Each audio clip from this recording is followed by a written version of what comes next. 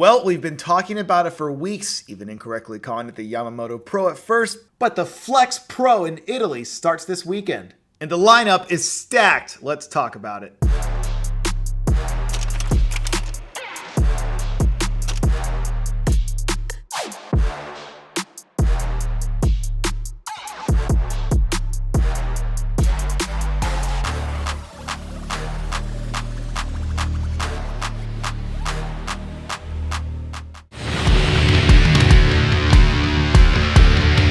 This might be low-key one of the deepest lineups we've had all year long. Not to mention the fact there's a lot on the line because only 5 shows are left for people to earn their Olympia qualifications. So time is ticking.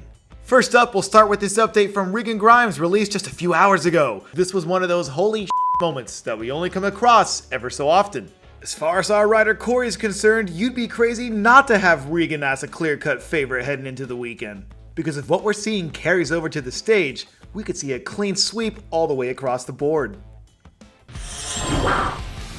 Now, of course, Blessing Awadibu is one of the other big names in the lineup this weekend, and he must be feeling mighty confident about what he's bringing to the table, because there was a video that leaked yesterday of Blessing and REGAN sitting down together in a hotel where we saw Blessing bet REGAN 5,000 smackers that he beats him on the scorecards this weekend. To put his money where his mouth is. To put his mouth where his money is. So 5K, I beat him. 5K? 5K. 5K, is this like Canadian? Is sure this about US? this? Yeah. 5K, bro. 5K. It's on. It's on, bro. 5K what though? Like Dogecoin? Or US dollars? Or Whatever he wants. Or Zimbabwe? US dollars. US dollars? 5K US dollars. You heard it here first. Oh. This is REGAN's idea. Don't back out now. Like, damn, that is not chump change. That's either just being really cocky or being extremely confident. And luckily we're not in the NFL, so they won't both get disqualified for sports gambling. Outside of what's going on between Blessing and REGAN, there is a strong case to be made for Nathan D'Asha to be right there in the mix for a top 2 spot here as well. If you'll recall, Blessing said on the Dennis James podcast that he saw Nathan D'Asha being his biggest threat at the show.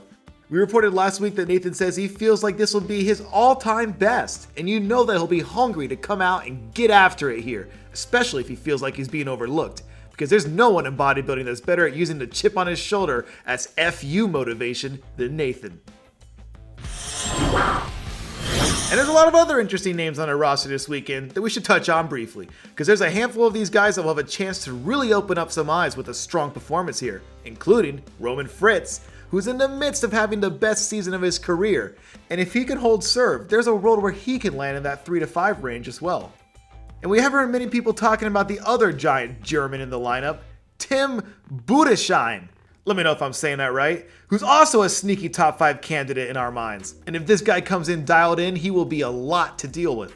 And looking at the lineup here quickly, we also see Theo Luguerier, which I can't say because I'm not from France like him, who is an absolute freak show in his own right.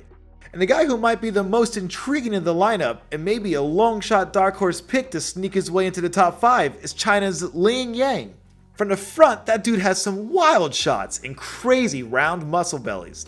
So if he can hang in there from behind, it's going to be interesting to see where he falls in here. So yeah, this lineup is a burner on paper, and we're excited to see how it all shakes out. So don't forget to like and subscribe and all that jazz so you don't miss our coverage after the show. And you know what? Go ahead and drop your top 5 predictions down below. If anyone gets it right, or whoever gets it closest, we're going to mention you on Monday. See you then.